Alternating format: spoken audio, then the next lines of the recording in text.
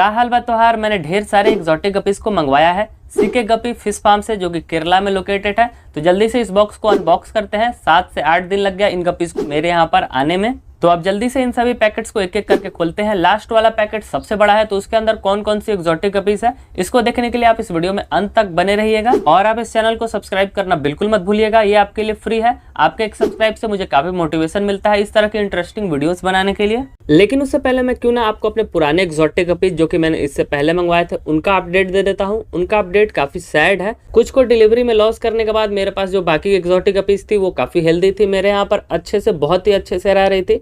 लेकिन अचानक से पता नहीं क्यों उनके टेल के अंदर कुछ इन्फेक्शन हो जा रहा था और उनका टेल डाउन हो जा रहा था। मैंने आपको पिछले अपडेट में भी, पिछले एग्जॉटिक गपीज के वीडियो में भी आपको बताया था। फिर इसी तरह कर करके एक एक करके इन सभी गपीज का डेथ होता गया। सभी अच्छे से फीडिंग भी ले रही थी और उनको देखकर लग रहा था कि ये कुछ दिनों में ब्रीड भी करना शुरू कर देंगे।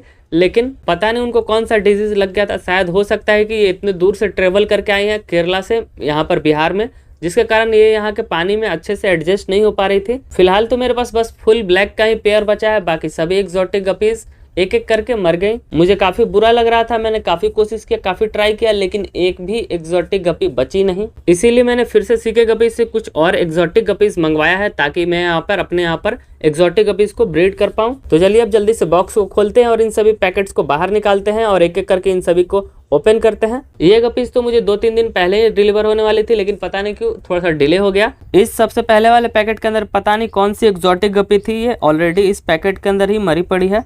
तो इसे साइड रखते हैं और अब दूसरे पैकेट को खोलते हैं। इस दूसरे वाले पैकेट के अंदर है हाफ ब्लैक ब्लू गपी। ये काफी हेल्दी भी लग रहा है और इसका फिन्स भी काफी बड़ा है। अब इस अगले गपी को यहाँ पर शिफ्ट करते हैं, ये इसकी फीमेल है। और अब बाकी पैकेट्स को भी जल्दी से एक एक करके खोलते हैं और इन सभी गपीज को यहाँ पर मैं एक बार में शिफ्ट कर लेता हूँ, फिर उसके बाद आपको इन सभी से मिलवाता हूँ।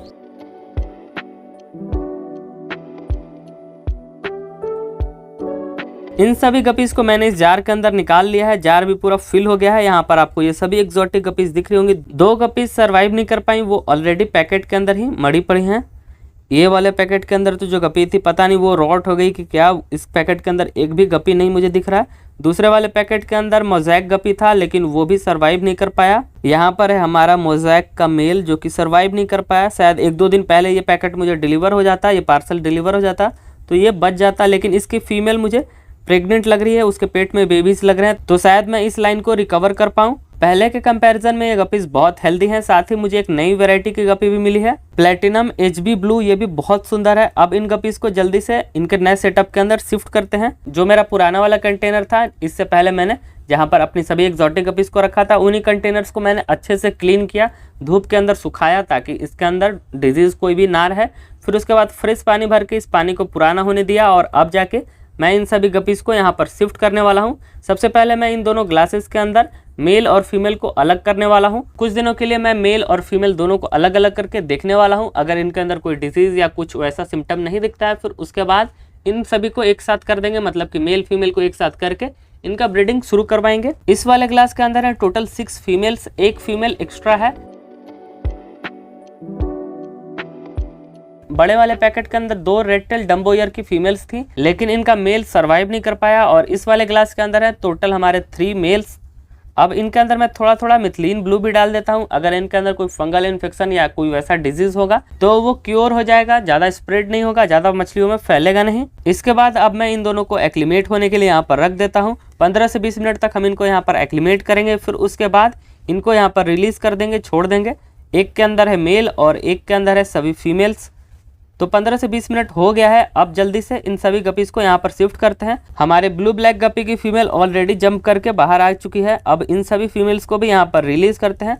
मैं मिथिलीन ब्लू के साथ ही इनको यहाँ पर रिलीज कर देता हूँ, ताकि यहाँ पर भी कंटेनर के अंदर कोई डिजीज वगैरह स्प्रेड ना हो। अब इन सभी मेल्स को भी यहाँ पर शिफ्ट कर देते हैं। एक डम्बो ईयर मोज़ैक का मेल और एक डम्बो ईयर रेड टेल का मेल सर्वाइव नहीं कर पाया, लेकिन उनकी फीमेल्स को देखकर लग रहा है कि वो शायद बच्चे देने वाली है। होपफुली हम उनके बेबीज को बड़ा करके इस लाइन को आगे कंटिन्यू कर पाएंगे। इन सभी को यहाँ पर शिफ्ट करने के बाद ये सभी काफी अच्छी तरह से यहाँ पर घूमने फिरने लगे। ये बिल्कुल हेल्दी है। इससे पहले जो मेरे पास गपीज आई थी एग्जॉटिक गपीज, उनसे इन सभी का हेल्थ काफी अच्छा है। यहाँ पर रही हमारी सभी फीमेल्स। अभी मैंने इन सभी को यहाँ पर एक साथ रखा है। जब ये बेबीज देने वाली होंगी तो मैं इन सभी को अलग अलग कर दूंगा। अगले दिन सुबह सुबह इन न्यू एग्जॉटिक गपीज को जब मैं चेक करना है तो मैंने देखा कुछ नए मेहमान 5 से 6 इन एक्सोटिक गपीज के बच्चे ऊपर की ओर घूम रहे थे। तो मैंने एक एक करके इन सभी को पकड़ना शुरू किया और इन सभी को मैंने इस कंटेनर के अंदर अलग कर लिया। लेकिन जैसे जैसे मैं इन बेबीज को यहाँ से पकड़ रहा था तो मैंने देखा कि कुछ और बेबीज बॉटम में नीचे की ओर बैठे हुए थे। उन सभी बेबीज को पकड़ने के बाद ये टोटल 10 हो गए और इनकी मदर ये रही, ये प्लेटिनम HB ब्लू की फीमेल है। तो इन एक्सोटिक गपीज के बेबीज के लिए आप इस वीडियो को लाइक करना बिल्कुल मत भूलिएगा। बाकी फीमेल्स जैसे जैसे बेबीज देंगे तो मैं उनके बेबीज को भी सेपरेट करता रहूंगा। जो भी अपडेट रहेगा वो मैं आपको नेक्स्ट वीडियो में शेयर करूंगा। फिलहाल के लिए इस वीडियो में बस इतना ही, मिलते हैं नेक्स्ट वीडियो में। Okay bye.